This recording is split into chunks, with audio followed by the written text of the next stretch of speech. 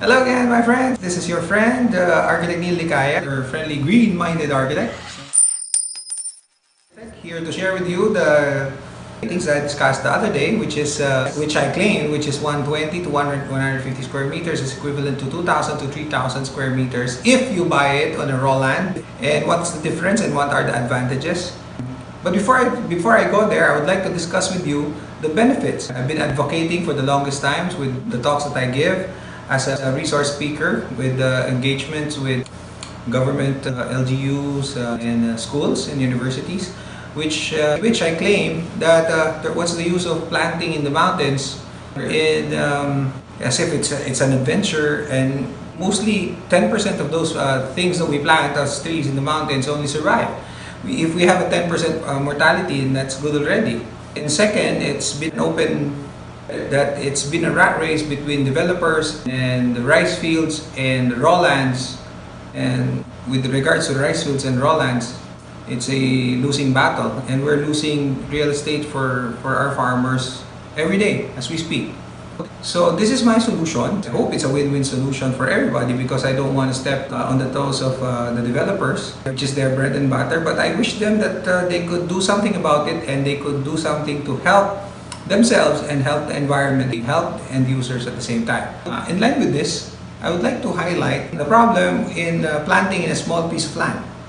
How do you expect to plant trees and vegetables in a 120 square meter lot? And that 120 square meter lot, if bought in a development area, a subdivision, for example, how could you plant in a real estate that has cost you a fortune? Chances are, you'll be developing the whole place. Chances are, end to end, you'll be having it paved, and there's no room for plants and growing of simple vegetables. Now, I hope this thing that I'm going to discuss with you is a win-win solution. Win-win solution in the fact that you could have a big lot, and at the same time, it's a cheaper lot. And at the same time, you will be having the same amenities of a development area or the development land, or a subdivision for that matter, all in the same process. Meaning you have a cheaper land, you have a better land, and you have all the amenities that you want, securities and all by yourself. The best winner here is the environment, because you have so much space. You could plant your trees, you could grow your own food. You don't have any restrictions that having pets, growing fish for your food, growing livestock. Here are the reason why, or here are some of the reasons why 120 or 150 square meter lot in a subdivision or in an area where there is development, why the real estate is so costly. First, you have clubhouse, road networks, greeneries, pools, and landscapes. These amenities comes from your pocket.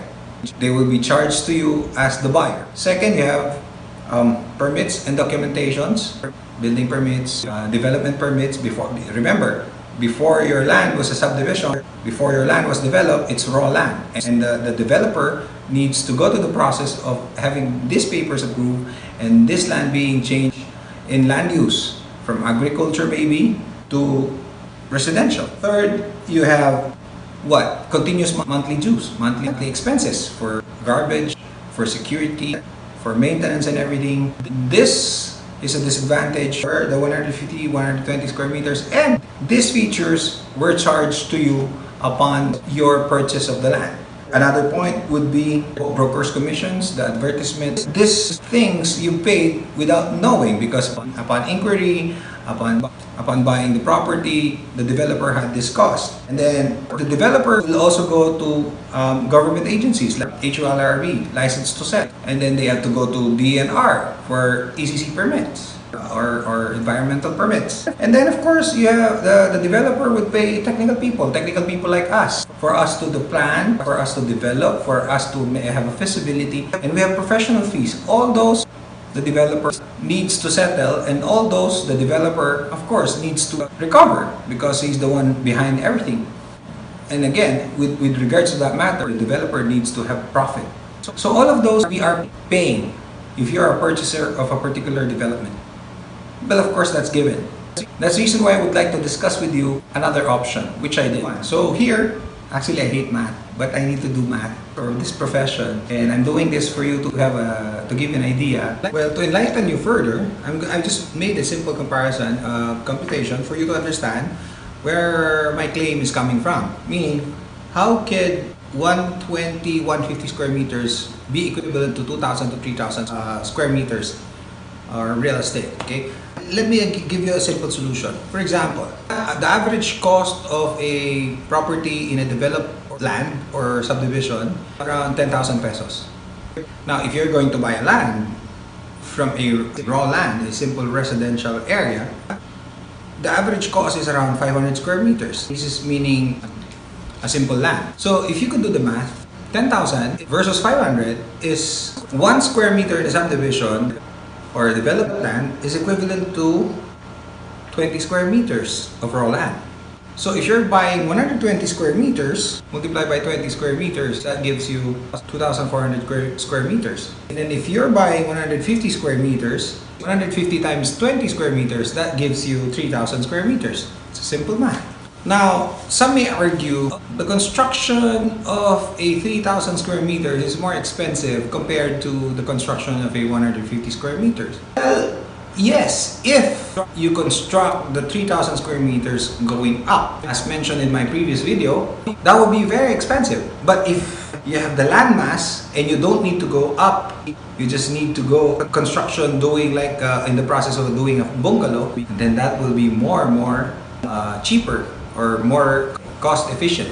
On another note, moving forward, if you're going to compare the purchase of a condominium, here in the Philippines, approximately the average is 36 to 40 square meters. The average cost is around 80 to 90,000 pesos per square. So if you do that, 80,000 per square, we multiply it by 36 square meters, that gives you what? 1,880,000 pesos. At 40 square meter, that gives you 3,200,000 pesos. At 90,000 pesos per square, 36 square meters gives you 3,240,000 pesos. That's an expensive real estate. Now, if you have around 40 square meters in a condominium at 90,000 pesos per square, that gives you 3.6 million. The average selling point of a condominium is around 3 million pesos. And you're having a 36 to 40 square meter lot. How do we expect people to plant in a 30 to 40 square meter lot? And nowadays, because of COVID-19, how do you expect to battle cabin fever? I mean, how could you move about with 40 square meters if you're going to be locked down in a 40 square meter area? But if you're moving with comparison of, as I've said and mentioned time and again, 2,000 to 3,000 square meters, you have plans, you have activities to do, you have things to do. How do you go about it? You have so much to do and you'll enjoy your stuff and everything. Now, talking about the advantages and disadvantages of a big space or a subdivision or a condo compared to a development of a 3,000 to 2,000 square meters. First and foremost, developers would argue that we have a security system. Well, I have my own security. They say they have their amenities. They say I have only a full-size half court. In this sample that I did, development that I did is 2,000 square meters. I said, would I play whole court by myself? They say they have a clubhouse wherein you could do your party. That is, if you could get a reservation for that party, because you will be sharing it with several hundred homeowners as well. Here, we have our own multi-purpose hall. They would even dare to question the idea of you having a small pool. Well, it's small, but it's clean. It's always clean. It's always going to be maintained because it belongs to you and exclusively yours. So maintenance of the pool is a lot easier because the usage is more of personal. And then they may argue that the location of the subdivision or the development is prime. Well, you having an exclusive use of a particular property, developing it is an advantage in itself. And finally, having to stay in a place like this during a pandemic like this where we are being locked down, you will see the benefit. Because you could move around, you have fruits, you have vegetables, you have fish, you have everything that you have in your place where you could move around and be able to do things that you were always doing even during the times without this pandemic. So I hope you enjoyed this segment, you enjoyed this video that I've been sharing to you right now, and I hope you will enjoy even more videos wherein I will share within a 70 square meter, more or less 70 to 80 square meters house wherein you could have one floor wherein you could accommodate up to 20 to 25 people conveniently.